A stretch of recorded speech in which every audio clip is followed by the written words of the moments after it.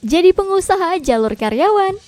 Cita-cita pengen jadi pengusaha, tapi malah terjebak jadi budak korporat. Ada yang sedang mengalami hal yang sama? Banyak orang bercita-cita menjadi pengusaha dengan berbagai alasan, seperti waktu yang fleksibel, penghasilan yang lebih besar, dan berbagai macam alasan lain. Tapi, menjadi pengusaha bukanlah perkara yang mudah. Banyak hal yang harus dipersiapkan untuk merintis sebuah bisnis, mulai dari rencana bisnis yang matang, ilmu bisnis, dan terutama dibutuhkan modal dana yang tidak sedikit. Karena inilah banyak orang yang menunda keinginannya untuk menjadi pengusaha dan memilih menjadi karyawan. Sebenarnya, jadi karyawan bisa jadi batu loncatan untuk mewujudkan bisnismu loh. Banyak juga pebisnis sukses yang ternyata berawal dari menjadi karyawan. Beberapa di antaranya. Pertama, Loh Keng Hong. Loh Keng Hong adalah seorang investor value Indonesia. Loh Keng Hong membuktikan bahwa kaya tidak perlu harus bekerja di kantoran ataupun memiliki karyawan. Mengawali karir sebagai pegawai bank, dia memulai investasi di pasar modal saat masih menjadi karyawan di usia 30 tahun.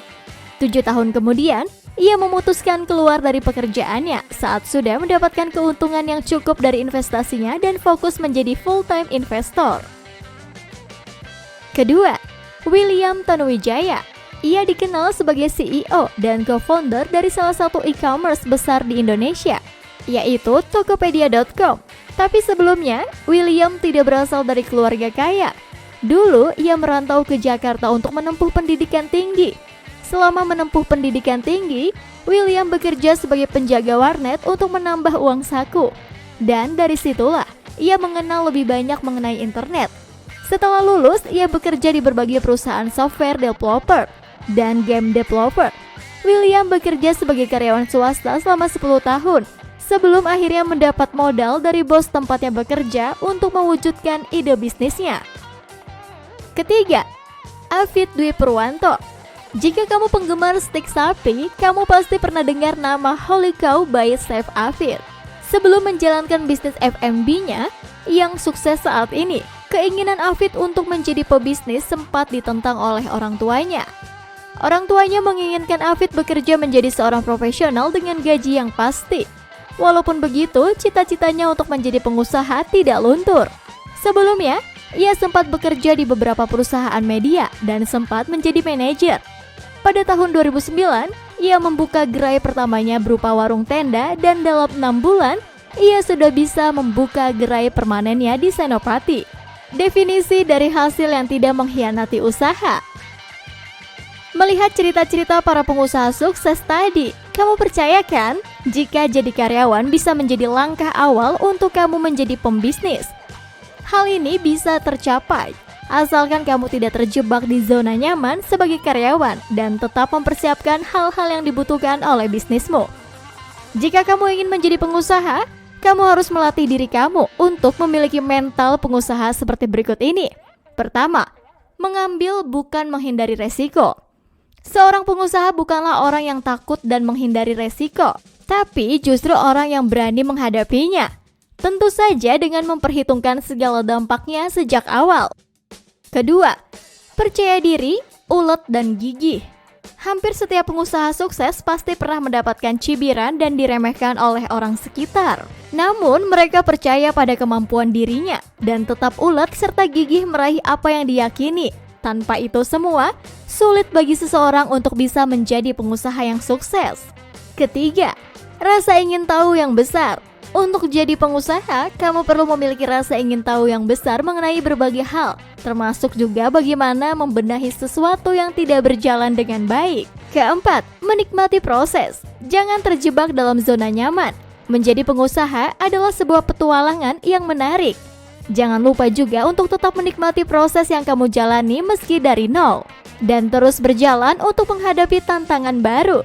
Kelima, berpikir out of the box.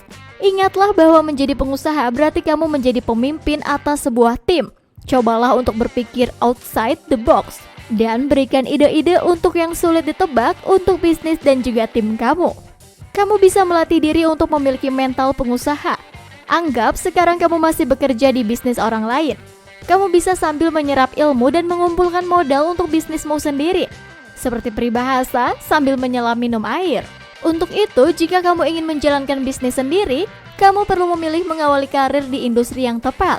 Berikut hal-hal yang perlu kamu lakukan untuk menjadi pengusaha jalur karyawan.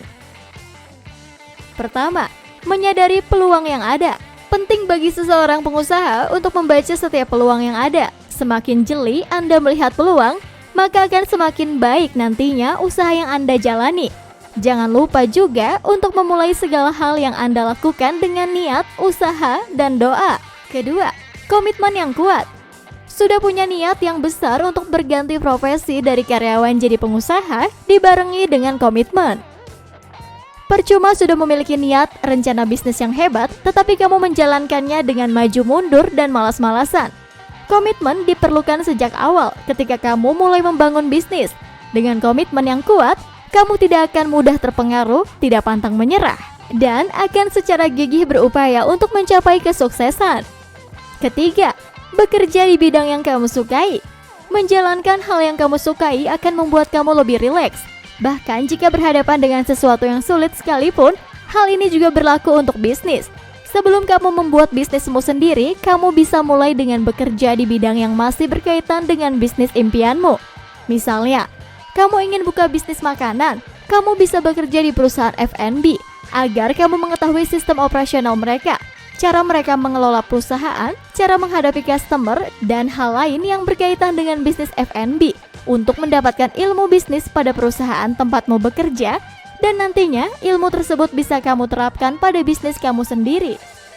Keempat, kumpulkan modal. Karena membuat bisnis butuh modal, kamu harus memiliki penghasilan tinggi agar modal untuk bisnismu lekas terkumpul. Kamu bisa melakoni beberapa bidang pekerjaan yang memiliki gaji tinggi seperti bekerja sebagai staf IT dengan gaji rata-rata mulai dari 6 juta sampai 40 juta. Pertambangan dengan gaji 5 juta sampai 35,5 juta. Dan pekerjaan-pekerjaan lain yang memungkinkan kamu untuk menyisihkan gaji untuk modal usaha. Kamu juga bisa mencari pendapatan tambahan di luar gaji kantor jika gaji bulananmu hanya cukup untuk memenuhi kebutuhan sehari-hari. Atau kamu juga bisa melakukan cara lain seperti melakukan pinjaman, menjalankan bisnis dengan teman, atau mengakses kredit dari lembaga keuangan. Kelima, harus siap bekerja lebih lama. Karena tidak hanya bekerja di kantor sebagai karyawan, kamu harus siap kurang istirahat untuk mempersiapkan bisnis. Jika biasanya sepulang kantor bisa istirahat dan lepas dari pekerjaan, ketika ingin menjalankan bisnis, kamu harus rela melakukan pekerjaan untuk bisnismu, seperti belajar ilmu baru, riset bisnis, dan hal-hal lain yang kamu perlukan untuk mempersiapkan bisnis. Keenam, belajar dari ahli di bidangnya dan perbanyak networking. Sebelum menjalankan bisnismu sendiri, kamu harus lebih banyak belajar dengan orang-orang yang terlebih dahulu terjun dalam bisnis. Salah satu manfaat menjadi karyawan sebelum menjalankan bisnis sendiri adalah saat masih menjadi karyawan, kamu bisa belajar lebih banyak pada atasan atau bos kamu di kantor mengenai cara menjalankan bisnis, menyempatkan waktu untuk belajar pada ahli atau mentor bisnis. Dan kamu bisa menjalin hubungan networking dengan orang-orang yang ada di pekerjaanmu saat ini. Siapa yang tahu, mungkin rekan kerjamu saat ini atau mungkin klien dan rekan bisnis yang kamu kenal saat menjadi karyawan bisa menjadi rekan untuk menjalankan bisnismu nantinya. Ketujuh, merintis usaha sebelum mengundurkan diri dari perusahaan. Supaya bisnis lebih matang, kamu bisa merintisnya sejak masih berstatus karyawan. Kamu bisa melakoni usaha di sela kesibukan di kantor, misalnya saat pulang kantor, istirahat makan siang, atau di waktu libur. Jagalah supaya pekerjaan di kantor tidak terbengkalai, karena kesibukanmu merintis bisnis sendiri. Caranya, kamu bisa mempekerjakan karyawan atau bekerja sama dengan pasangan dalam merintis bisnis tersebut. Pastikan juga kamu berkomitmen tidak memakai fasilitas kantor ataupun mencuri jam kantor di tahap ini.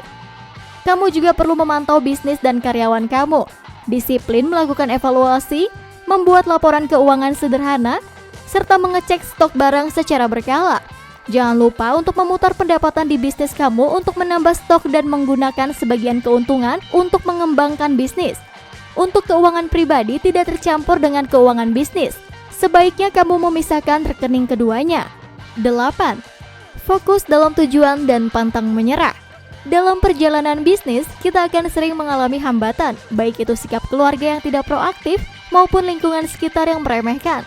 Hal ini sering mengganggu berkembangnya usaha, mental pun seringkali runtuh karena pendapat sekitar. Apalagi saat usaha sedang jatuh, disinilah kita harus terus bangkit dan semangat pantang menyerah. Usahakan diskusi dengan keluarga di awal usaha.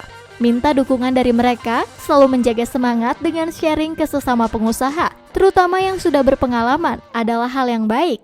Baca buku-buku motivasi bisnis para pengusaha sukses juga bisa menjadi penambah semangat. Terakhir, kita harus yakin kalau rezeki kita sudah ada yang mengatur, sehingga langkah kita menjemputnya terasa lebih ringan. Gimana? Sudah siap bertransformasi dari seorang karyawan menjadi seorang pebisnis?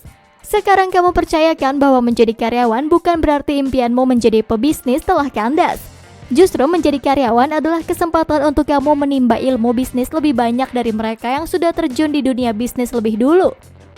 Selama menjadi karyawan, kamu juga bisa menjalin networking dengan orang-orang di dunia bisnis yang mungkin nantinya bisa menjadi rekan yang mendukung bisnismu. Sekarang coba cek dari step-step yang sudah disebutkan tadi, kira-kira persiapan kamu sudah sampai mana? Mulai siapin dari sekarang ya, karena kalau nggak dari sekarang, kamu kapan kayanya? Sampai di sini video kita kali ini. Jangan lupa like jika kamu suka, subscribe untuk mendukung channel ini, dan jangan lupa share ke teman-teman yang lain ya. Thanks for watching, dan sampai jumpa di tips kaya lainnya.